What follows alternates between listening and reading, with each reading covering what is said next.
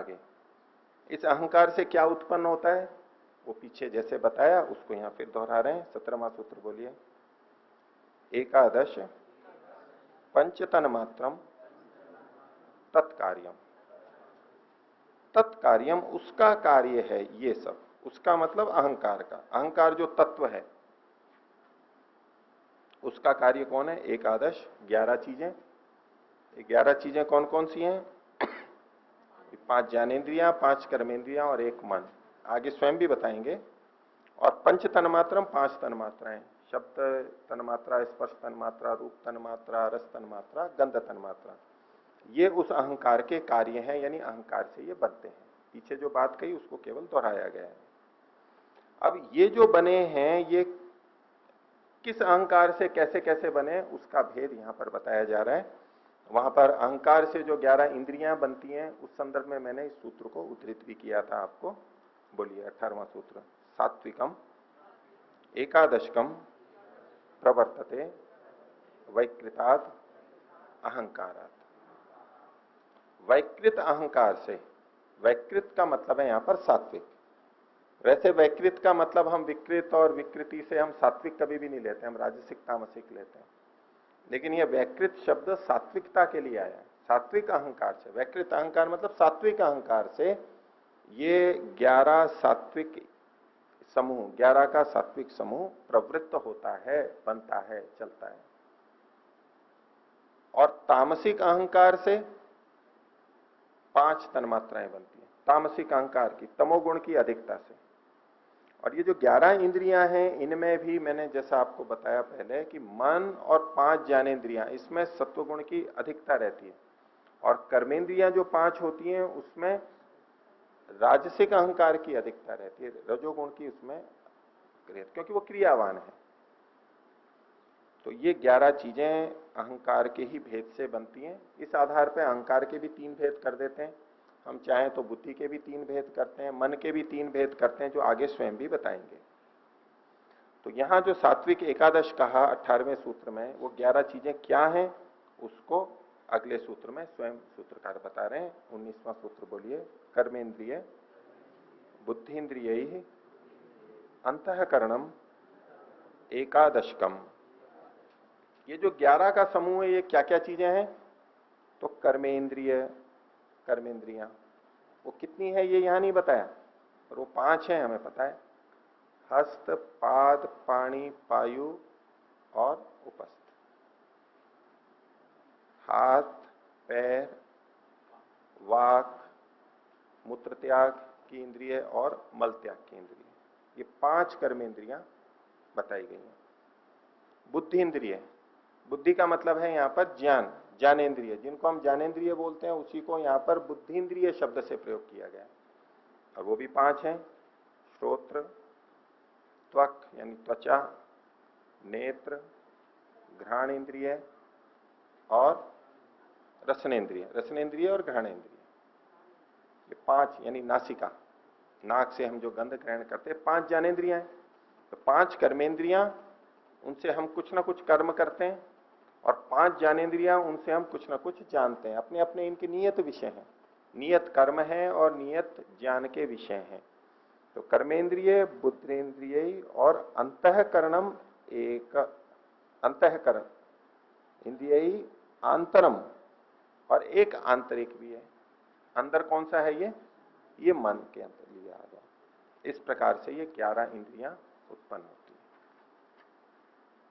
हो गया यहां तक? आगे देखिए। अब एक प्रसंग आता है कि ये इंद्रियां उत्पन्न हुई, ये तत्व हैं, वस्तु तत्व हैं, और ये उत्पन्न होती हैं, जैसा कि हमने सृष्टि प्रक्रिया में देखा। तो ये किससे उत्पन्न होती हैं? अहंकार से। तो इंद्रियों को कहा आहंकारिक। अहंकारिक का मतलब है जो अहंकार से उत्पन्न होती हैं। तो इंद्रियों को कहा अहंकारिक। लेकिन कुछ शास्त्रों में इंद्रियों को भौतिक भी माना गया। भौतिक, भौतिक का मतलब है भूतों से बना हुआ। जो भूतों से बना है तो कहेंगे भौतिक। और अहंकार से बना है तो आहंकारिक। हम जो कहते हैं ना ये भौतिक पदार्थ है, भौतिक पदार्थ। भौतिक पदार्थ का मतलब भौतिक विज्ञान भी बोलते हैं, वैसे संस्कृत का शब्द था, आजकल फिजिक्स के लिए भौतिक शब्द का प्रयोग होता है, लेकिन वहां भूतों से संबंधित जो शास्त्र है उसको भौतिक शास्त्र बोलते हैं। भूत कौन से? 5 भूत, ये पृथ्वी, जल, अग्नि, वायु और आकाश, इनको पंचभूत, ये पारिभाषिक संज्ञा है शास्त्रों की। इनसे बनी हुई चीजें भौतिक कहलाती हैं। लेकिन हम समाज में भौतिक शब्द का प्रयोग ऐसे करते रहते हैं कि भौतिक पदार्थ है। आत्मा भौतिक है या अभौतिक है? अभौतिक है, क्योंकि वो भूतों से नहीं बना है। परमात्मा भौतिक है या अभौतिक है? अभौतिक है। हम भौतिक शब्द का प्रयोग जड़ वस्तु के अर्थ में करते हैं बहुत बार। जो भी जड़ वस्तु है उसको कहते हैं भौतिक है, ऐसा प्रयोग कर देते हैं। मन कैसा है? भौतिक है या अभौतिक है? देखो भौतिक। इंद्रियां भौतिक है या अभौतिक है? इंद्रियां भौतिक है क्या? तो भौतिक है। ये क्यों बोल रहे हैं? क्योंकि भौतिक का मतलब जड़ ये ले लिया है, लोक में ऐसा ही चलता है। इसलिए आप ऐसा बहुत बोलते हुए मिलेंगे कि इंद्रियां भौतिक हैं। मन को भी कहेंगे मन भी भौतिक है। भौतिक मतलब जड़ अर्थ उनके मन में रहता है। भावना में क्या बना रहता है? जड़। बुद्धि भौतिक है या भौतिक है? जड़ है तो भौतिक है। लेकिन अभी आपने ये प्रक्रिया पूरी पढ़ी है। बुद्धि किससे उत्पन्न हुई है? मूल प्रकृति से। भूत तो बाद में बनते हैं, इसलिए बुद्धि भूतों से नहीं बनी है, इसलिए बुद्धि भौतिक नहीं है। अहंकार किससे बना है? महतत्व से। ठीक है, उस प्रक्रिया को ध्यान में रखिए। भूत तो अभी बने ही नहीं है, भूत तो अहंकार से बाद में बनेंगे, पहले पंचतन मात्राएं बनेंगी फिर भूत बनेंगे। इसलिए अहंकार भौतिक नहीं है, अभौतिक है। मन, अहंकार से 11 इंद्रियां बनी, तो 11 की 11 इंद्रियां, उसमें मन भी आ गया, अभौतिक है। अब इस भौतिक शब्द का प्रयोग आप दार्शनिक की तरह करना, सामान्य जनता की तरह नहीं। सामान्य जनता तो भौतिक मतलब जड़, मन कैसा है? भौतिक है, यही बोलेंगे वो तो। सामान्य ही नहीं, प्रवचनों में भी आप विद्वानों के मुख से यही सुनेंगे कि मन भौतिक है। मन भौतिक है मतलब जड़ है, भौतिक है, भूतों से नहीं बना है मन। ये प्रक्रिया के बाद हमारे को कम से कम जो उन्होंने दर्शन पढ़े हैं उनको ध्यान रख करके मन को भौतिक नहीं बोलना है और इंद्रियों को भी भौतिक नहीं बोलना है। अहंकार से बनी है, अहंकार से बनी है इंद्रियां। तो इसी प्रसंग को यहां पर उठाया जा रहा है। 20वां सूत्र देखिए, बोलिए आहंकारिकत्व श्रुते है न भौतिकानी। ये जो 11 इंद्रियां पिछले सूत्र में बताई, इनकी श्रुति क्या है? शास्त्र क्या कहता है? इनके आहंकारिकत्व की श्रुति है। ये अहंकार से बने हैं, ये श्रुति शब्द प्रमाण बोल रहा है, अहंकार से बने हैं, इसलिए न भौतिकानी, ये भौतिक नहीं है, इनको भौतिक नहीं कहना है। लेकिन कोई जन सामान्य बोल रहा है, उसको दर्शन का नहीं पता है, तो उसके सामने अड़ना भी नहीं है।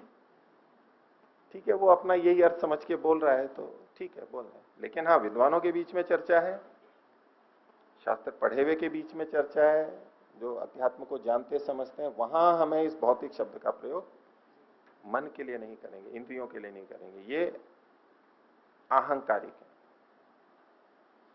आयुर्वेद में और न्याय दर्शन में, वैशेषिक में भी, न्याय वैशेषिक एक ही शास्त्र, समान धरातल पे बोलते हैं, वहां वो इंद्रियों को भौतिक ही मानते हैं,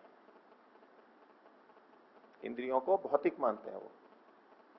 वो जिन इंद्रियों को भौतिक कहते हैं वो ये गोलक हैं, जो बाहर के गोलक दिखाई देते हैं ना, नाक, नाक, कान, ये तो शरीर के ही एक तरह से भाग है, लेकिन विशेष ज्ञान के केंद्र हैं, इसलिए हम इनको इंद्रिय कहते हैं। है वैसे शरीर के ही भाग है। जो मूल प्रकृति से निर्माण प्रक्रिया बताई, अहंकार से जो 11 इंद्रियां बनती हैं वो ये नहीं है, ये आंख, नाक, कान, ये जो दिखाई दे रहे हैं वो आंख से दिखाई नहीं देते हैं। वो इंद्रियां और मन, 5 ज्ञानेन्द्रियां, 5 कर्मेंद्रियां, एक मन, ये नेत्र से दिखाई नहीं देंगे, ये सूक्ष्म शरीर के भाग होते हैं। स्थूल शरीर में जो इंद्रियां दिखाई दे रही हैं, ये इनके गोलक बोलते हैं इनको, ये स्थूल इंद्रियां हैं। तो जहां आयुर्वेद में और न्याय दर्शन में इंद्रियों की बात उनको भौतिक कहा जाता है, तो ये शरीर वाली इंद्रियां लेनी होती हैं भौतिक। लेकिन यहाँ शरीर वाली इंद्रियां तो ले नहीं रहे हैं, ये तो सूक्ष्म इंद्रियों की बात कर रहे हैं। तो क्या उनको कोई भौतिक ना समझे, तो ये तो अहंकारिक है। आयुर्वेद में स्पष्ट रूप से खास तौर से लिखा ये कि भौतिकानी चेंद्रियाणी आयुर्वेदे मन्यन्ते। आयुर्वेद में जहां इंद्रिय शब्द का प्रयोग आएगा तो भौतिक इंद्रियों को ही लिया जाएगा, अहंकारिक इंद्रियों का ग्रहण नहीं होगा। क्यों? क्योंकि चिकित्सा तो भौतिक इंद्रिय की ही करनी है। बीमारी किसमें आएगी? इन भौतिक इंद्रियों में ही तो आएगी। वो जो सूक्ष्म इंद्रिय है उसका कोई इलाज नहीं होता है, और न सामान्य तो उसमें कोई विकार भी आता है, वो तो सूक्ष्म शरीर से चलते जाते हैं चलते जाते हैं। तो आयुर्वेद का क्षेत्र चिकित्सा या तो स्वास्थ्य, इन इंद्रियों को स्वस्थ रखना, तो उसका कार्य क्षेत्र तो ये भौतिक इंद्रियां ही हैं, इसलिए वहां इंद्रियों को भौतिक ही माना। लेकिन यहां जब तत्वतः इंद्रियों की जो बात चल रही थी, तो कोई भौतिक कहता है कोई अहंकारिक कहता है, तो ये स्पष्टीकरण के लिए कह रहे हैं कि हमने जो ये 11 इंद्रियां बताई हैं, ये इनकी अहंकारिक श्रुति है, शब्द प्रमाण से सिद्ध है कि ये अहंकार से उत्पन्न हुई है, इसलिए ना भौतिकानी, ये भौतिक नहीं है। ये 11 इंद्रियां भौतिक नहीं लेनी है हमारे को। ठीक है? कुछ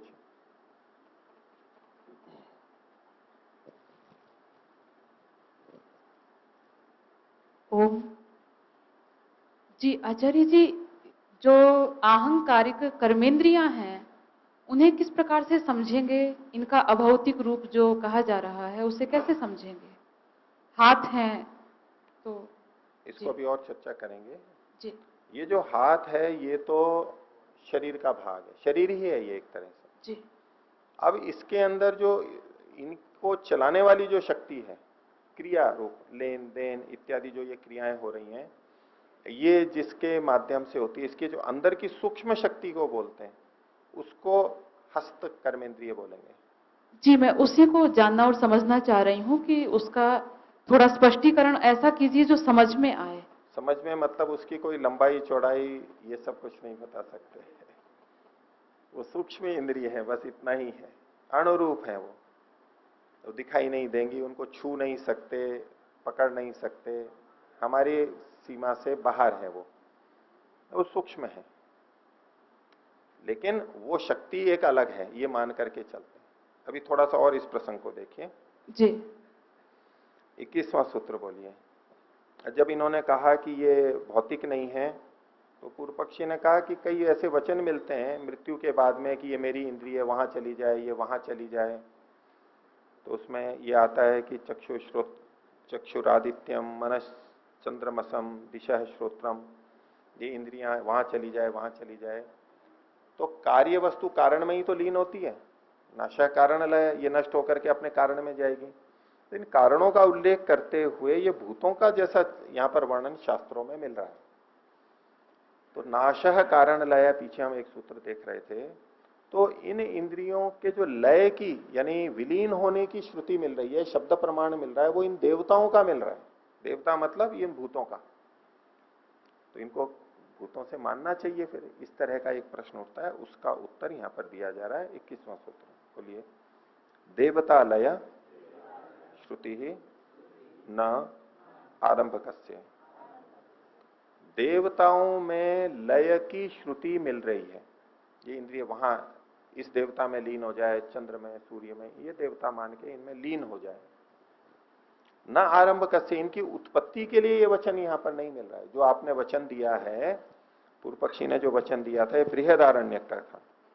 पुरुषस्य मृतस्य, जब पुरुष मर जाता है मनुष्य, तो उसके अग्नि वागप्येति, वाणी जो है वो अग्नि को चली जाती है। वातम प्राणश्च, प्राण वायु में चले जाते हैं। चक्षुरादित्यम, चक्षु सूर्य में चला जाता है। मनस चंद्रमसम, मन चंद्रमा में। दिशा श्रोत्रम, दिशाएं श्रोत्र है वो दिशाओं में चले जाते हैं। इस प्रकार की जो ये वचन है, इसमें उत्पत्ति की श्रुति नहीं है। हम जो इसको अहंकारिक कह रहे हैं, वो अहंकार से उत्पत्ति के बारे में कह रहे हैं। तो उत्पत्ति तो अहंकार से ही है। ये जो है आप श्रुति दे रहे हो, वचन दे रहे हो, ये लय के बारे में है, उत्पत्ति के बारे में नहीं है। जैसे कहा देवता लय श्रुति, ये जो है ये देवताओं में लीन होने का वचन मिल रहा है। न आरंभ कस्य, उत्पन्न होने का वचन नहीं है ये, आपने जो वचन उद्धृत किया है वो। अब इसका और आगे भी उत्तर दे रहे हैं, ये कह रहे हैं कि यदि हम इन इंद्रियों को भौतिक नहीं मानेंगे, ये भौतिक इंद्रियां मानेंगे तब तो मृत्यु के बाद यहीं रह जाती हैं, दाह संस्कार करते हैं, या तो पशु पक्षी कोई खा जाता है या जमीन में डाल देते हैं, किसी भी तरह नष्ट होती हैं, तब तो इनका नाश हमें दिखाई देता है। यदि आप इन इंद्रियों को भौतिक नहीं मानोगे तो फिर तो इनको नित्य मानना होगा आपको, तो इंद्रियां नित्य हो जाएंगी। ऐसा कोई आक्षेप करे तो उसका उत्तर 22वें सूत्र में दे रहे हैं। बोलिए, तदुत्पत्ति श्रुते है विनाश दर्शनाच्च।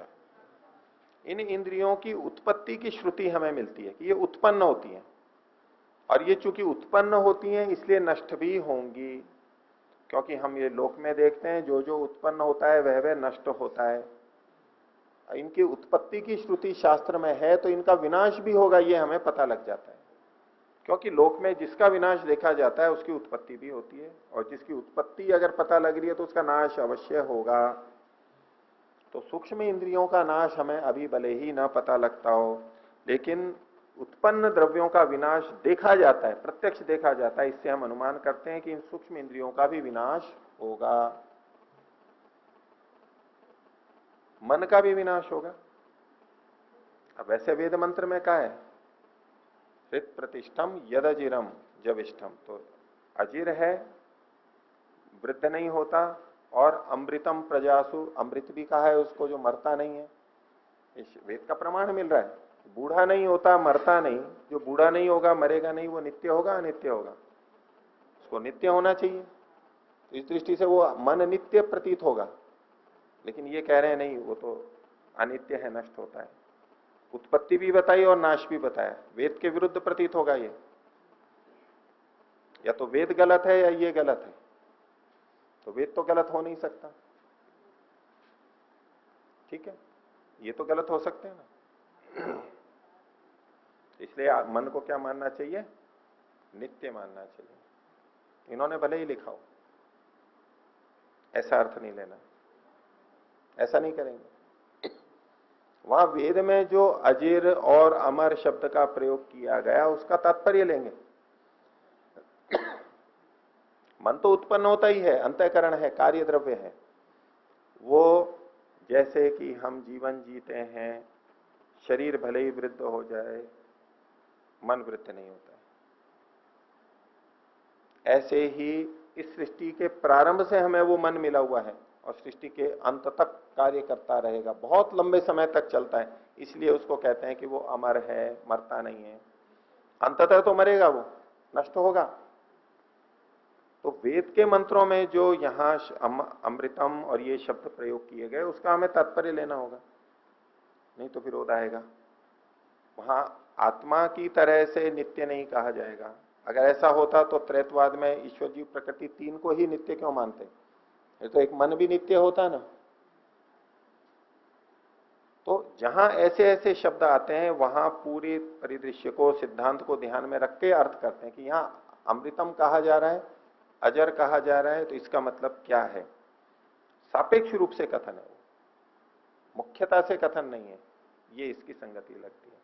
तो इसकी उत्पत्ति की तो श्रुति है, स्पष्ट मिलता है कि ये उत्पन्न होते हैं, और लोक में हम देखते हैं कि जो वस्तुएं उत्पन्न होती हैं वो नष्ट भी होती हैं। इससे हम अनुमान कर लेते हैं कि मन भी नष्ट होगा, इंद्रियां भी नष्ट होंगी, कभी ना कभी होंगी, प्रलय अवस्था में तो होती है वो। आगे देखिए अगला सूत्र, ये जो इंद्रियां हैं ये कैसी हैं, इनको हम जान सकते हैं या नहीं। ये कौन सी इंद्रियों की बात चल रही है, सूक्ष्म इंद्रियों की बात चल रही है, भौतिक इंद्रियों की तो बात नहीं कर रही है। तो देखिए 23वां सूत्र बोलिए, अतीन्द्रियम इंद्रियम भ्रांता नाम अधिष्ठाने। पहला तो कहा अतीन्द्रियम इंद्रियम, ये इंद्रियां हैं, ये अतीन्द्रिय हैं। इंद्रियां कैसी हैं, अतीन्द्रिय हैं। और कौन कौन सी अतीन्द्रिय चीजें आपने सुनी है अभी तक। परमात्मा अतीन्द्रिय है, इंद्रियों से परमात्मा का ज्ञान नहीं होता। आत्मा भी अतीन्द्रिय है, अतीन्द्रिय। ये इंद्रियां भी अपने आप में अतीन्द्रिय हैं।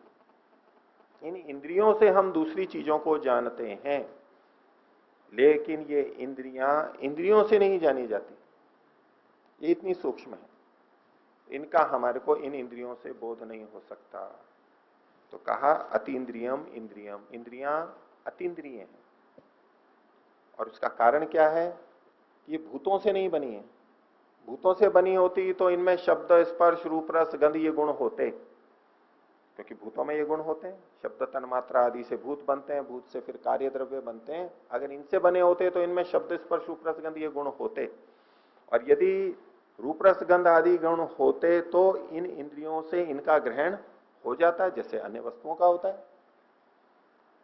लेकिन चूंकि ये भूतों से नहीं बनी है, इसलिए इनमें शब्द स्पर्श रूप रस गंध ये गुण नहीं है, और इसलिए ये इंद्रियों का विषय नहीं बन पा रही हैं। इंद्रियां स्वयं इंद्रियों का विषय नहीं बन सकती, क्योंकि इंद्रियां तो शब्द स्पर्श रूप रस गंध को ही जानेंगी, इसलिए ये अतीन्द्रिय है। तो अतीन्द्रियम इंद्रियम। अब फिर कहा भ्रांता नाम अधिष्ठान है। जो भ्रांत लोग हैं, यानी जिनको ठीक ज्ञान नहीं है, भ्रांति है, विपरीत ज्ञान है, उनके मत में ये इंद्रियां अधिष्ठान को ही वो इंद्रियां कहने लगते हैं। भ्रांता नाम अधिष्ठान है। ये जो गोलक हैं, इन्हीं को वो इंद्रिय मान लेते हैं। व्यवहार में तो स्थूल रूप से इन्हीं को इंद्रिय कहते हैं, जो हमें दिखाई देती हैं, नेत्र श्रोत्र आदि। लेकिन वास्तव में ये इंद्रियां नहीं है, ये गोलक है। क्योंकि ये जो गोलक है ये तो अतीन्द्रिय नहीं है। नेत्र को हम जान लेते हैं, दर्पण से देख लेते हैं, श्रोत्र को जान लेते हैं, इन ज्ञानेन्द्रियों को, कर्मेंद्रियों को तो हम जान लेते हैं, इन्हीं इंद्रियों से जान लेते हैं। तो ये तो अतीन्द्रिय नहीं हुई, ये तो इंद्रिय गम्य है, इंद्रियों से जानी जा सकने योग्य है। इसलिए चूंकि ये इंद्रियां अतीन्द्रिय हैं, इसलिए इन अधिष्ठानों को अगर कोई इंद्रिय कह रहा है, वो भ्रांत व्यक्ति इनको इंद्रियां कह देते हैं। वास्तव में ये इंद्रियां है नहीं, तत्वतः नहीं है। व्यवहार में ठीक है, उतना प्रयोग हम कर सकते हैं। ये गोलक है केवल। इसका एक दूसरा भाग और दूसरे ढंग से भी अर्थ करते हैं, भ्रांता नाम अधिष्ठान है। अब ये इंद्रियां अतीन्द्रिय तो हैं, और ये जो बाहर के गोलक हैं ये भी भौतिक हैं, ये अलग चीज हो गए। अब प्रश्न ये उठता है कि जो सूक्ष्म इंद्रियां हैं वो कहां रहती हैं? तो एक प्राय करके कहा जाता है कि वो गोलक में रहती हैं। सूक्ष्म इंद्रियां कहां रहती हैं? अपने अपने गोलक में रहती हैं, ऐसा प्राय कहा जाता है। चक्षु सूक्ष्म इंद्रिय कहां पर है? हमारी आंखों के अंदर है। ऐसे ही बाकी ज्ञानेंद्रिय, कर्मेंद्रिय, सबके ऊपर ऐसा ही बात आएगी। अच्छा, ये जो इंद्रियां हैं, 5 ज्ञानेंद्रियां, 5 कर्मेंद्रियां, जो सूक्ष्म इंद्रियां हैं, वो कितनी छोटी हैं? अणु स्वरूप, बहुत सूक्ष्म है, बहुत सूक्ष्म है। तो आंख में रहती है तो कौन सी आंख में रहती है? दोनों में रहती है तो सूक्ष्म कहां हुई? तो फिर बड़ी हो गई। है तो एक ही, दो तो नहीं कहा ना कि दो दो होती है। अब किसी के 2 से ज्यादा आंखें भी होती है 2 से ज्यादा। ये तो तीसरा नेत्र कहते हैं। और ये कुछ पक्षी या तो ये कीट वगैरह होते हैं, उनकी आंख जो होती है ना, मेरे को जैसी जानकारी, वो एक आंख नहीं होती है, वो बहुत सारी छोटी छोटी आंखें होती है, वो मिलकर के एक आंख होती है उनकी। हमारी तो जैसे एक ही है, एक ही छिद्र है, उससे हम एक से ही देखते हैं।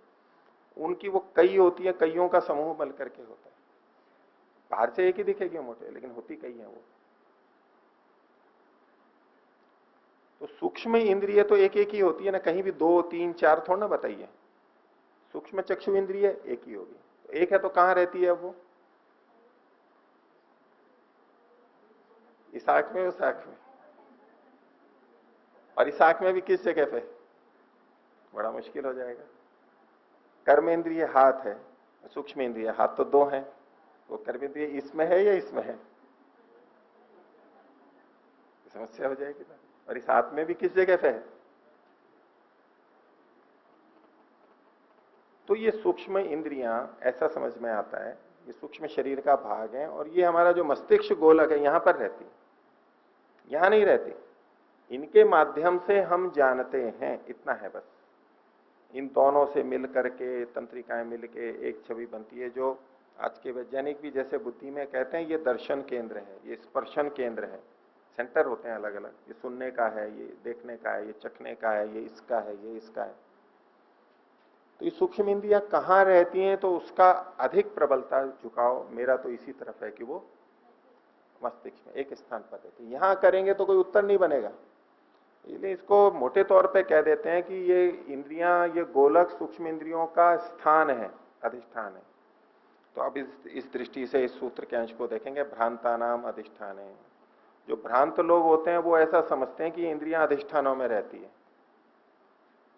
जो लोग इन अधिष्ठानों में ही इंद्रियों को मानते हैं, सूक्ष्म इंद्रियों को, ये शरीर का भाग है, और इन अधिष्ठानों में ही सूक्ष्म इंद्रियों को मानते हैं, वो कैसे लोग हैं? भ्रांत लोगों के मन में, भ्रांत लोगों की दृष्टि से अधिष्ठान में रहती है ये, वास्तव में ये इन अधिष्ठानों में नहीं रहती है। ज्ञान इंद्रियां, कर्म इंद्रियां, ये मूल रूप से अंदर कहीं जहां पर एक जगह है जहां सूक्ष्म शरीर है, तो सूक्ष्म शरीर के साथ एक साथ ही रहता है सूक्ष्म शरीर। तो वो जहां भी रहता है मस्तिष्क में रहता है, और मस्तिष्क में भी जो केंद्र है वहीं रहता हो, यह भी एक निश्चय नहीं, लेकिन कहीं एक केंद्र जगह पे रहना चाहिए, यहां पर नहीं। ये इंद्रियों के अधिष्ठान है, ये गौण कथन है। स्थूल रूप से कहते हैं कि भाई स्थूल इंद्रियों में और उसमें सूक्ष्म इंद्रियां इन्हीं गोलकों में रहती है, लेकिन इसका कोई उत्तर नहीं दे पाएगा। आप किसी से भी पूछ लेना कि इस गोलक में रहती है तो कहां रहती है, दाहिने हाथ में कर्मेंद्रिय या बाएं हाथ में, कोई नहीं देगा उत्तर, और कहीं लिखा भी नहीं है, मेरी नजर में कहीं शास्त्र में नहीं आया। तो उस दृष्टि से इस पंक्ति का भी अर्थ हम कहते हैं भ्रांता नाम अधिष्ठान है। अधिष्ठानों में यानी गोलकों में जो इंद्रिय मानते हैं वो कौन लोग होते हैं, किनके मत में होती है? भ्रांतों के मन में होती है, जो जिनको पता नहीं है वो इस गोलकों में ही इंद्रियों को मान लेते हैं, वास्तव में यहां नहीं रहती है वो। तो अतीन्द्रियम इंद्रियम, जो इंद्रियां हैं वो अतीन्द्रिय हैं, इंद्रियों से जानी नहीं जाती, वो सूक्ष्म इंद्रियां हैं। और इन गोलकों को कोई इंद्रिय कहता है तो वो भ्रांत हैं, ये पहला अर्थ है इसका। दूसरे अर्थ में कि गोलकों में इंद्रियां रहती हैं, ये भी एक भ्रांति है, इंद्रियां तो अलग रहती हैं। तो जब ये बात आएगी तो कि भाई फिर तो एक ही इंद्रिय मान लेंगे हम। जब ये इंद्रियां इन गोलकों में नहीं रहती हैं, गोलकों में रहे इंद्रियां, तब तो हम कह सकते हैं चलो अलग अलग हैं। आंख, चक्षु इंद्रिय आंख में रह रही है ये यहाँ, तब तो अलग अलग है। और जब ये इनमें रह ही नहीं रही है तो फिर तो एक ही इंद्रिय मान लो ना आप अंदर की कोई। तो उसके लिए एक सूत्र है अगला 24वां, बोलिए उसका उत्तर देने। बोले शक्ति भेदे भी भेद सिद्धौ नैकम। ये एक इंद्रिय नहीं है। कोई ऐसा सोचे कि जब अधिष्ठानों में इंद्रियां रहती ही नहीं है तो अंदर एक ही कोई इंद्रिय होती है, वो सबको चला रही है। तो बोले नहीं, नैकम, ये एक नहीं है, ये तो 5 ज्ञानेंद्रियां 5 कर्मेंद्रियां अलग हैं। और गोलक के आधार पे भेद सिद्धि नहीं हो पा रही है, लेकिन भेद सिद्धि फिर भी कर सकते हैं। कैसे? शक्ति भेदे भी भेद सिद्ध हो। इनकी शक्तियों में, सामर्थ्य में भेद जान करके भी हम इनके भेद को समझ सकते हैं, क्योंकि किसी से देख रहे हैं, किसी से सुन रहे हैं, किसी से चख रहे हैं। ये जो इनकी शक्ति का भेद है, सामर्थ्य का भेद है, इससे भी इनका भेद तो सिद्ध हो जाता है। इसलिए 5 ज्ञानेंद्रियां हैं और 5 कर्मेंद्रियां हैं, ये समझ लेना चाहिए। और इसके लिए बता रहे हैं 25वां सूत्र, बोलिए। न कल्पना विरोध प्रमाण दृष्टस्य। जो चीज प्रमाण से देखी जा रही है, प्रमाण से सिद्ध हो रही है, उसका कल्पना से विरोध नहीं हो सकता। अब जिस व्यक्ति ने ये कहा कि भाई आप आंतरिक इंद्रिय मान रहे हो, गोलकों में इंद्रिय मान नहीं रहे हो, तो फिर एक ही इंद्रिय को मान लो, तो ये तो कल्पना है उसकी, ये तो कल्पना है बस। केवल कल्पना से कही गई बात का से विरोध नहीं हो सकता, उससे कोई विरोध नहीं हो सकता, उससे कोई अपने पक्ष को रख नहीं सकता कि कल्पना में कुछ भी बोल दिया प्रमाण दृष्टि से, क्योंकि जो प्रमाण से सिद्ध है। अब कल्पना में कोई कहने लगे भी भगवान एक है या 2 है, हम तो एक ही कहते हैं। बोले 2 भी तो हो सकते हैं। अब यूं तो कल्पना कर लो कि 2 हो सकते हैं, 2 क्यों 4 हो सकते हैं, आप कितने भी कल्पना कर लो। सूर्य एक है या 2 है? हमारा हमारा सूर्य एक है या दो है? बोले कोई ये भी कहते हैं कि भाई दो भी तो हो सकते हैं, हमारे लिए ये वाला और नीचे वालों के लिए दूसरा। भाई यूं कल्पना में कोई कर ले कि भी दो भी तो हो सकते हैं, तो वो तो कल्पना है, उससे प्रमाण का तो खंडन नहीं होता। प्रमाण से जो दृष्ट है उसका कल्पना से विरोध या खंडन नहीं हो सकता। अब पांच ज्ञानेन्द्रियां, पांच कर्मेंद्रियां अलग अलग शक्ति भेद से हमें उपलब्ध हो रही हैं, कोई वैसे ही कल्पना कर भी एक भी तो हो सकती है। अब ये तो यूं ही कल्पना, लोक में ऐसे ही जैसे कहते हैं। अब कोई कहे कि आत्मा पूर्व जन्म होता है, बोले नहीं भी तो हो सकता है। भाई नहीं हो सकता है आप ये कह रहे हो तो कुछ प्रमाण तो रखो पहले। यूं ही कुछ भी कह दिया ऐसी, आप कई बार खंडन करने के लिए बातचीत में ऐसे बहुत लोग बोलते हैं, कुछ भी बोल देते हैं कि ऐसा भी तो हो सकता है, ऐसा भी तो हो सकता है। भाई वेद ईश्वर ने रचना की, बोले मनुष्य ने भी तो की जा सकती है, मनुष्यों के द्वारा भी तो हो सकती है। भाई हो सकती है तो प्रमाण तो दो पहले उसका, यूं ही थोड़ना,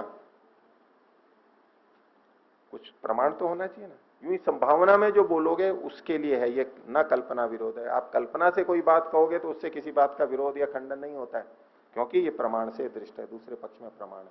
आपको खंडन भी करना है तो यूं कल्पना में नहीं, संभावना में नहीं, प्रमाण देना होगा। तो इसलिए कोई कहे कि ये इंद्रियां तो केवल एक ही है वास्तव में अंदर, ये भिन्न भिन्न इंद्रियां नहीं है, तो बोले ऐसी काल्पनिक बात से किसी का खंडन नहीं होता। एक इंद्रिय आपको कहनी है तो कोई प्रमाण दो, पहले सिद्ध करो उसको, तो स्वीकार हो सकता है, नहीं तो नहीं हो सकता। तो आज का पाठ इतना ही रखते हैं।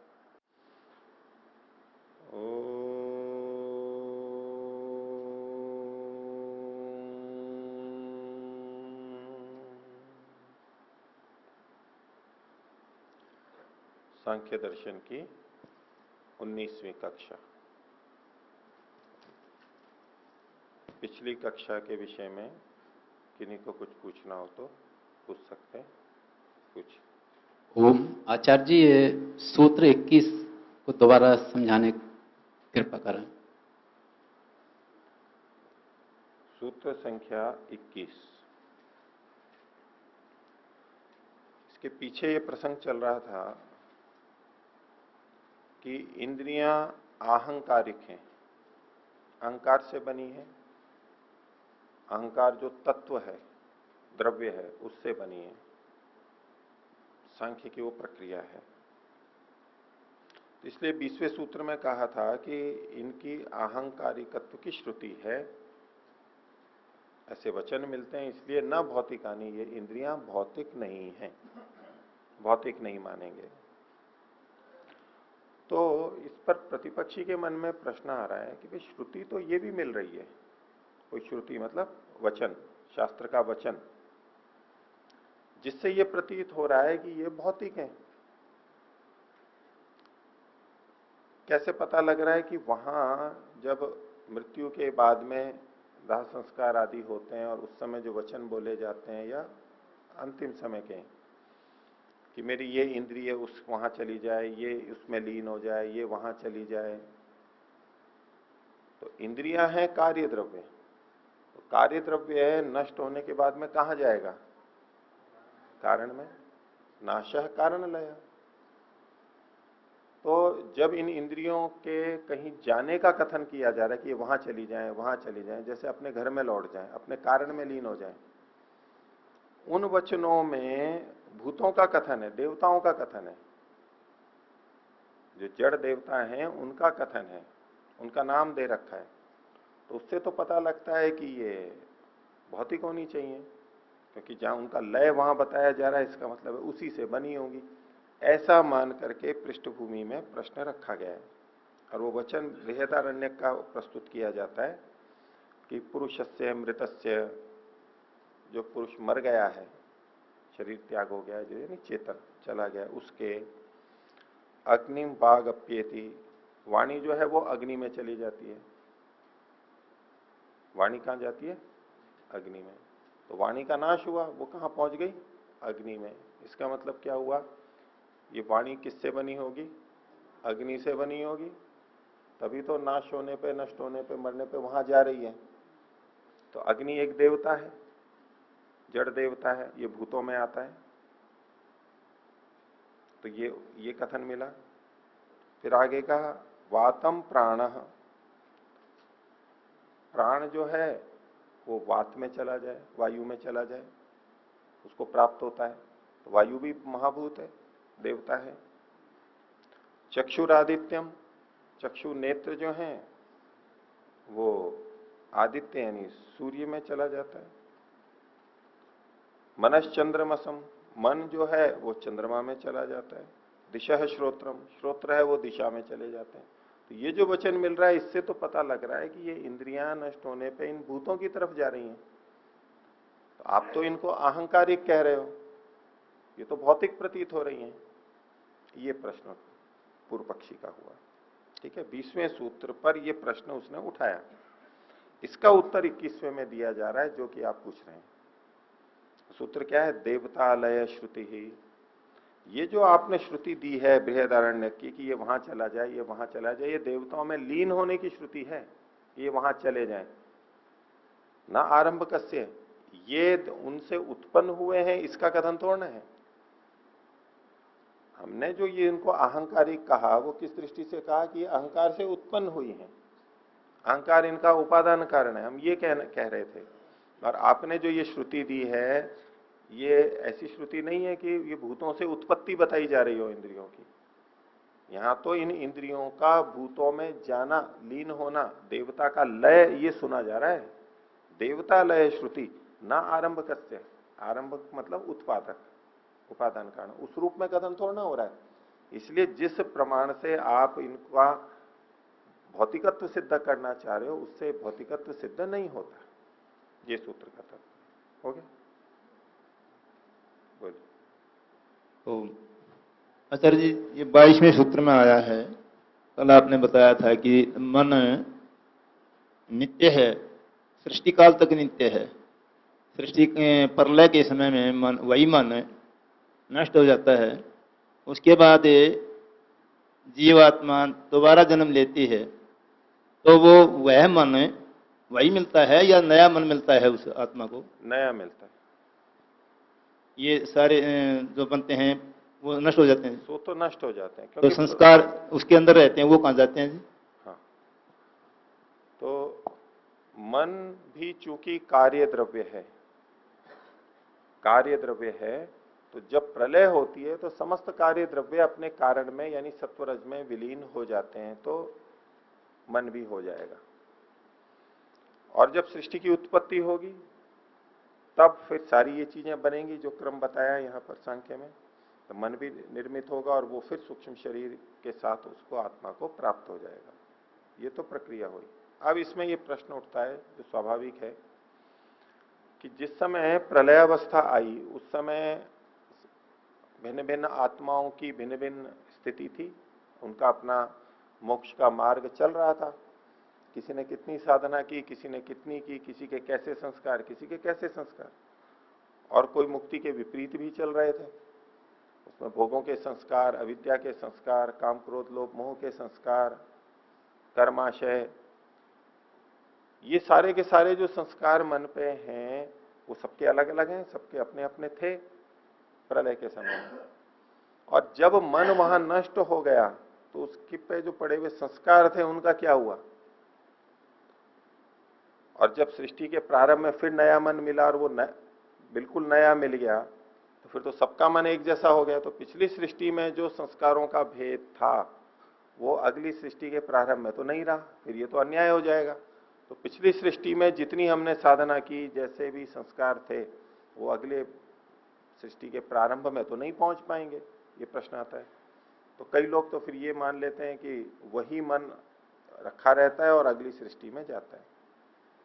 कुछ तो ये इसका प्रयास करते हैं, लेकिन प्रलय में नष्ट तो सारी चीजें होती हैं, ये सिद्धांत है।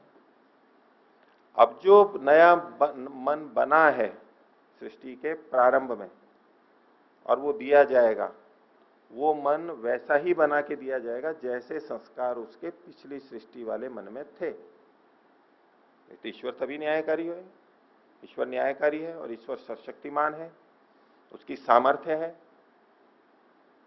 और जो जैसे जैसे संस्कार, वासना रूप संस्कार या धर्माधर्म रूप संस्कार, धर्माशय मन में संचित थे, वो ईश्वर के ज्ञान में भी थे। ईश्वर जानता है कि किस आत्मा के कैसे कैसे संस्कार थे, कौन से कम थे, कौन से अधिक थे, अच्छे बुरे। वो परमात्मा को सबका ठीक ठीक ज्ञान है। तो अब जब सृष्टि के प्रारंभ में वो नया मन देगा तो उस मन को उसी प्रकार के संस्कारों से युक्त करके और फिर दे देगा। ऐसे में न तो अन्याय होगा, ईश्वर की व्यवस्था भी बनी रहेगी, हमारे साथ यथा योग्य व्यवहार होगा, और हमारी साधना पिछली सृष्टि के अंत में जहां रुकी थी उसके आगे से हमारी अगली सृष्टि में प्रारंभ हो जाएगी। ये किया जाता है। जैसे कि आजकल खेलों में होता है, क्रिकेट में जैसे होता रहता है कि एक गेंद के लिए कुछ निर्धारित होते हैं ओवर, ये इतने ओवर तक खेली जाएगी, ठीक है, 60-70 टेस्ट मैचों में, या इसमें मान लो एक दिवसीय में 25-30, जो भी कुछ नियम है। उसके बाद दूसरी दे दी जाती है, वो तो नया हो जाता है जो का तो।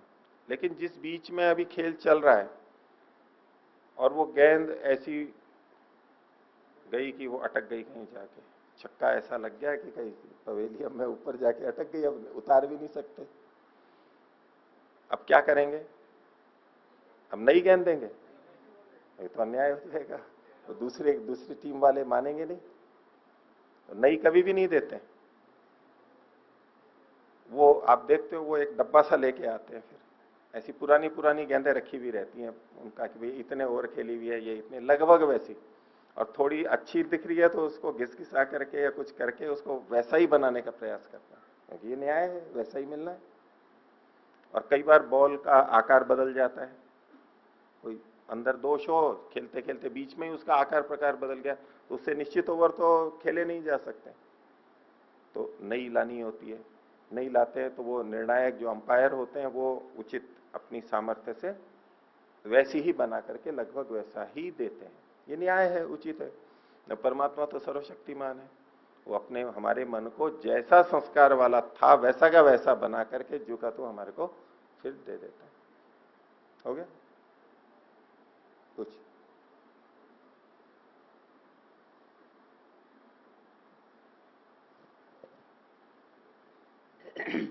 आचार्य जी, ये इसमें 13वां सूक्त है जो 13वां? हाँ जी जी।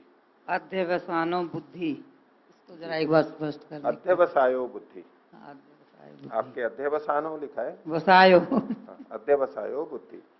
अध्यवसाय कहते हैं निश्चय को, निश्चय को। ये आप लोग भी सुनते ही, पहले भी सुनते रहते हो, बुद्धि का कार्य क्या है? निश्चय करना, निश्चय करना, वो ये है, ये अध्यवसायो बुद्धि। बुद्धि निश्चय करती है, ये ठीक है, ये गलत है, ये करना चाहिए, ये नहीं करना चाहिए, जो हमें निश्चय बता देती है। ज्ञान की सूचनाएं हमारे अंदर हों, ये एक अलग बात है, और उन सूचनाओं के आधार पर हम निश्चय कर सकें, ये एक अलग बात होती है। कई बार सूचनाएं सारी होती हैं लेकिन हम निर्णय नहीं कर पाते, कई बार कम सूचना के होते हुए भी हमें कुछ निर्णय देना ही होता है, शीघ्रता से करते हैं। तो जो निर्णय का काम है, अध्यवसाय निश्चय का काम है, वो बुद्धि करती है। अध्यवसायो बुद्धि, निश्चय करने वाला जो अंतःकरण है उसको बुद्धि कहते हैं। ये सूत्रार्थ हो गया? बोलिए। मेरा प्रश्न भी 22वें से संबंधित था, 22वें सूत्र से, जी। कि अंतःकरण का जब नाश हो जाता है तो संस्कार कैसे जाते हैं? इन्होंने तो कहा प्रलय के बाद की बात, में प्रलय से पहले भी तो नाश होते हैं ना?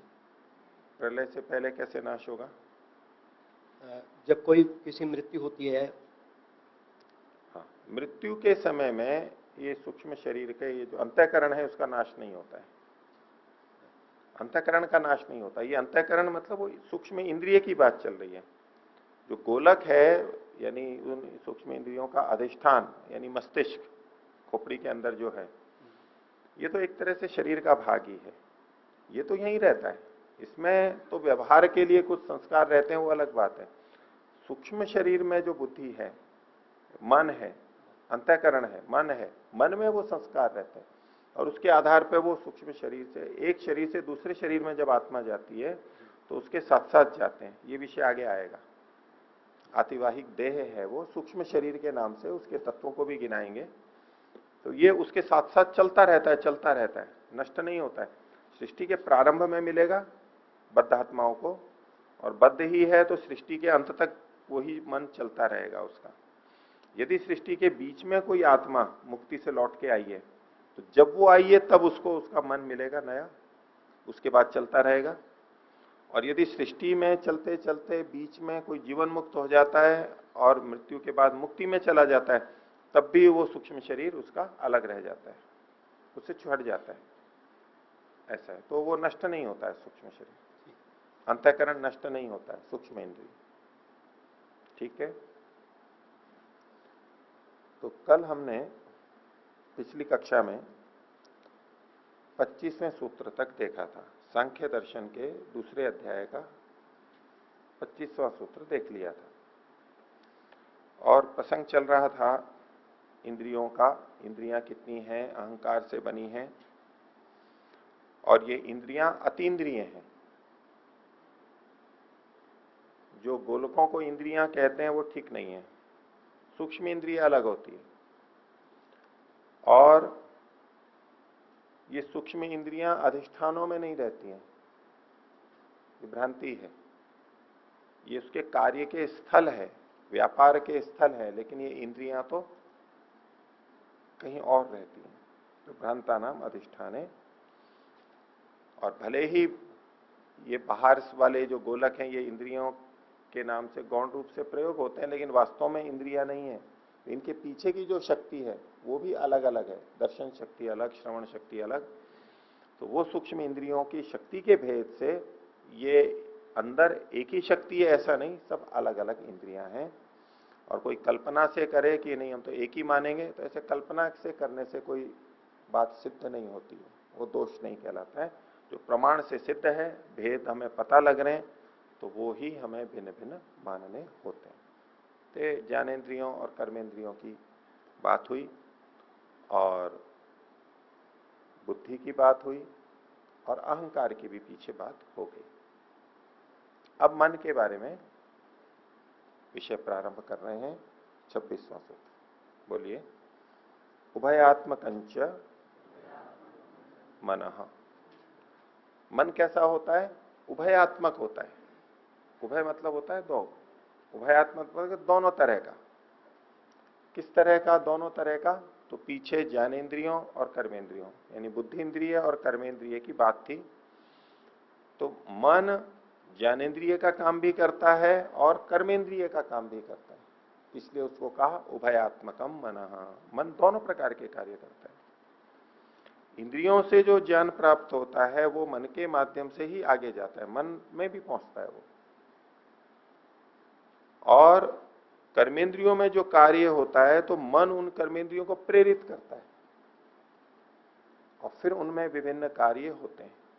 तो चाहे अंदर से बाहर की तरफ प्रेरणा हो रही हो, वो कर्मेंद्रियों को प्रेरणा हो या ज्ञानेन्द्रियों को भी प्रेरणा हो कि भाई देखिए इस तरफ क्या चीज है ये, तो अंदर से जो प्रेरणा होती है कार्य की वो भी मन करता है, और ज्ञानेन्द्रियों से जो सूचना अंदर जाती है वो भी मन के माध्यम से होती है। तो ज्ञान और कर्म दोनों का कार्य करता है, ज्ञानेन्द्रिय कर्मेंद्रिय दोनों को मन नियंत्रित करता है, इसलिए उसको कहा उभयात्मकम मन।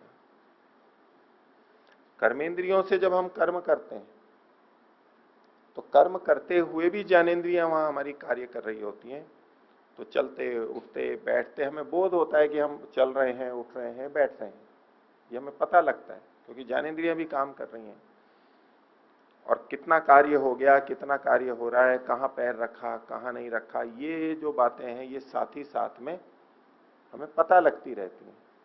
तो कर्म करते समय भी ज्ञान होता रहता है, ज्ञानेन्द्रिय कर्मेंद्रिय दोनों काम करती ही रहती हैं। तो मन भी अपना ये दोनों प्रकार का कार्य करता है, इसलिए कहा मन उभयात्मकंच मनः। मन दोनों प्रकार का होता है, ज्ञानेन्द्रिय भी है और कर्मेंद्रिय भी है। अब मन के बारे में ही और कुछ बता रहे हैं। 27वां सूत्र बोलेंगे। गुण परिणाम भेदात नानात्वम अवस्थावत। मन है तो एक ही, सबके पास में, हमारे पास में एक एक आत्मा के पास एक एक मन है, अंतःकरण का एक भाग मन एक ही है सबके पास। लेकिन हमें कई बार प्रतीति होती है ना कि कई मन है, और सामान्य भाषा में हम बोल भी देते हैं कि मेरा एक मन तो जाने का कर रहा है और एक मन नहीं जाने का कर रहा है। भाषा में प्रयोग कर देते हैं एक मन और एक मन। वह मन का मतलब ऐसे विचार के रूप में समझे। मन एक उपकरण है, करण, ये जो अंदर बात चल रही है वो तो एक ही है, लेकिन उसी एक मन में एक विचार तो ये कर रहा है, जाने का एक विचार कर रहा है कि नहीं जाऊं, तो उसको हम विचार के भाषा में भी बोल देते हैं और मन शब्द का प्रयोग करके भी बोल देते हैं। और तरह तरह के मन को भी मान लेते हैं, अलग अलग गुणधर्म है, इसका अच्छा मन, बुरा मन, सात्विक मन, राजसिक मन, तामसिक मन, ठीक है, शांत मन, चंचल मन, ऐसा बोल देते हैं ना। और योग दर्शन में जो चित्त की अवस्थाएं बताई गई हैं, क्षिप्त, मूढ़, विक्षिप्त, एकाग्र, निरुद्ध, इसमें क्या कि मन कैसा है, एक क्षिप्त मन है, ये विक्षिप्त मन है, ये मूढ़ मन है, ये एकाग्र मन है, ये निरुद्ध मन है। तो ये जो बहुत सारा व्यवहार किया जाता है मन के बारे में, तो कह रहे हैं कि ये केवल इसकी अवस्था, नाना अवस्थावत नानात्वम, ये भिन्न भिन्नता जो हमारे को प्रतीत होती है मन की, ये केवल इसकी अवस्थाओं में भेद है, वास्तव में तो मन एक ही है। जैसे शरीर की अवस्थाएं बदलती हैं, बाल्य, युवा, वृद्ध, या तो रुग्ण और स्वस्थ, या तो दुर्बल या बलवान, स्थूल या कृश, ऐसे जो ये शरीर की विभिन्न अवस्थाएं बदलती रहती हैं, शरीर वही है लेकिन अवस्थाएं बदलती हैं, ऐसे ही मन भी एक ही है, उसकी अवस्थाएं बदलती रहती हैं, और इसलिए हमें उसका नानात्व यानी भिन्नता दिखाई देने लगती है। वास्तव में मन एक ही है। तो नानात्वम अवस्थावत, मन का नानात्व है, अनेक प्रकार का हमें जो पता लगता है अवस्था के समान। ये क्यों होता है, उसका कारण यहां पर बताया गया। तो गुण परिणाम भेदात, गुणों के परिणमन के भेद के कारण से। अब गुण शब्द यहां पारिभाषिक है। गुण का मतलब सत्व, रजस, तमस। सत्वगुण, रजोगुण, तमोगुण, ये जो तीन गुण है प्रकृति के, ये कार्य जगत समस्त त्रिगुणात्मक है, तीनों से मिलकर के बना है, उनका मिश्रण अलग अलग होता है। मन भी ऐसे ही बना है। तो ये जो गुण है यानी सत्व, रजस, तमस, ये मन के अंदर भी हैं, इसके उपादान कारण है, घटक है। और उनमें, उन गुणों में परिणाम का भेद होने से वो बदलाव आता है, उनमें परिवर्तन आता है। परिवर्तन क्या आता है कि वो कुछ उद्भूत हो जाते हैं, कुछ अनुद्भूत हो जाते हैं, कुछ उभर जाते हैं, कुछ दब जाते हैं। ये उभरना और दबना होता रहता है, यही उनका परिणमन है वहां पर। क्योंकि सत्वर स्तंभ वैसे तो नित्य हैं, उनमें तत्वतः अपने आप में कोई भेद नहीं होता है, लेकिन उनका उभरना और दबना, इसका भेद होता रहता है। जैसे आजकल रंगमंच पे कई कार्यक्रम होते हैं, उसमें तरह तरह की बिजलियां जलती रहती हैं, बहुत तरह की, कभी इस रंग की, कभी उस रंग की, कभी उस रंग की। तो वहां नई नई लाइटें आती रहती हो ऐसा तो नहीं कहते ना, तो हैं वहां पर बनी हुई हैं, पर कभी कोई जलती है, कभी कोई जलती है, कोई लगातार जलती है, कोई झपझप करके जलती है, कोई कैसी और कोई कैसी, और कभी मिश्रण, और ये सब करके कितने तरह के रंग रूप वो वहां मंच के ऊपर बना देते हैं। और आजकल तो वो फंवारे पर भी प्रकाश का वो प्रदर्शन करते हैं, शो करते हैं, उसमें तरह तरह की आकृतियां बनाते हैं, उसमें कथाएं भी आ जाती हैं, पूरे चित्र वित्र सब बन जाते हैं, लेजर शो उसमें कंडक्ट कर देते हैं पानी के अंदर। और वो भी क्या है, प्रकाश की किरणें ऐसे। वो क्या बदलता है वहां पर, चीजें तो वहां पर मूलभूत वही हैं, लेकिन कुछ अंतर होता है। ऐसे ही हमारे मन में जो सारा अंतर होता है, कभी हमें लगता है कि हम कामी हैं, कभी लगता है हम क्रोधी हैं, कभी लगता है हम मोही हैं, कभी ईर्ष्यालु हो गए हैं। ये मन कैसे बदल जाता है, कभी बड़ा प्रसन्न था और कभी एकदम उदास हो जाता है। तो ये जो अवस्थाओं का परिवर्तन हमें दिखाई देता रहता है मन में बार बार, और दिन में न जाने कितनी बार भावों का उतार चढ़ाव हमारे होता ही रहता है, अच्छा बुरा कैसा भी, हम चाहें अनचाहे जो भी है, आलंबन से हो, विचार से हो, या कर्माशय वशात हो, किसी भी तरह से हो, लेकिन ये जो परिवर्तन होता रहता है उसका मूल आधार क्या है? गुण परिणाम भेद। मन में सत्वर स्तंभ के गुणों में उभार और दबना, ये बदलाव होते रहते हैं। यदि सत्वगुण के जितने कण हैं वो सारे प्रकाशित हो जाएं तो बहुत अधिक ज्ञान और जागरूकता रहेगी। यदि थोड़े प्रकाशित हैं तो कम कम रहेगी। बाकी दबे हुए सत्वगुण भी सारे के सारे उभर जाते हो ऐसा नहीं, कुछ उभर जाते हैं कुछ नहीं उभरते।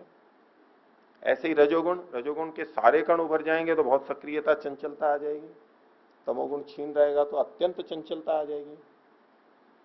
लेकिन जब नियंत्रित रूप में हमारी सक्रियता है, तेजी है, बहुत तेजी से निर्णय भी कर रहे हैं, बहुत तेजी से जान रहे हैं, प्रेरणा दे रहे हैं, सब कुछ बहुत तेजी से चल रहा है लेकिन नियंत्रित चल रहा है। सत्वगुण भी उभरा हुआ है, रजोगुण भी उभरा है और तमोगुण से नियंत्रण भी है उस पर। तो सत्वर स्तंभ के कितने अंश उभरे हैं, कितने दबे हैं, उनका क्या तालमेल है, कितने प्रतिशत अंश में वो हैं, उसकी भिन्नता से ये अवस्था भेद प्रतीत होता है। इसको समझने के लिए रंगों का भी उदाहरण ले सकते हैं। कंप्यूटर पे भी जो रंग बनाते हैं या वैसे भी चित्रकार रंगों को मिला मिला करके अलग अलग रंग बना देते हैं। कंप्यूटर पे तो बहुत आसानी से आजकल हमें स्पष्ट प्रतीत होता है कि मुख्य 3 ही रंग लेते हैं, 3 ही रंग होते हैं। अब उनका सम्मिश्रण कर देते हैं, इतने प्रतिशत ये, इतने प्रतिशत ये, इतने प्रतिशत है। उसको अलग अलग आप जितना प्रतिशत करना हो कर लो, अलग अलग रंग आते जाएंगे। इसमें 1% ये या 2% ये, तो लाल है तो एकदम चमकता हुआ लाल भी हो सकता है, थोड़ा कालापन मिला दो तो थोड़ा मंद रक्त भी हो सकता है। कितने रंग के प्रकार हैं उसकी हम संख्या नहीं कर सकते, इतने प्रकार हैं उसके, अलग अलग छवियां बहुत हैं, शेड्स बहुत अधिक हैं। बना सकते हैं हम कैसे? उनके प्रतिशत के तरतम को भेद करने से। 3 ही है वो भी। और कहें कि कितने रंग बन सकते हैं तो मोटे तौर पे यही कहेंगे कि भाई कोई संख्या ही नहीं है उसकी, अनंत तरह के बन सकते हैं। एक एक रंग के भी छोटे छोटे छोटे छोटे छोटे थोड़ा थोड़ा भेद करते जाओ। एक एक प्रतिशत का ही नहीं, आप आधा आधा प्रतिशत या चौथाई प्रतिशत या 0.1% का भी अंतर करेंगे तो कुछ ना कुछ अंतर आता चला जाए, और उनके मिश्रण से इतने तरह के रंग बन सकते हैं। ऐसे ही हमारे मन में सत्वर स्तंभ ये 3 गुण घटक विद्यमान हैं, जितने हैं उतने हैं, बस इनका उभरना या दबना होता रहता है।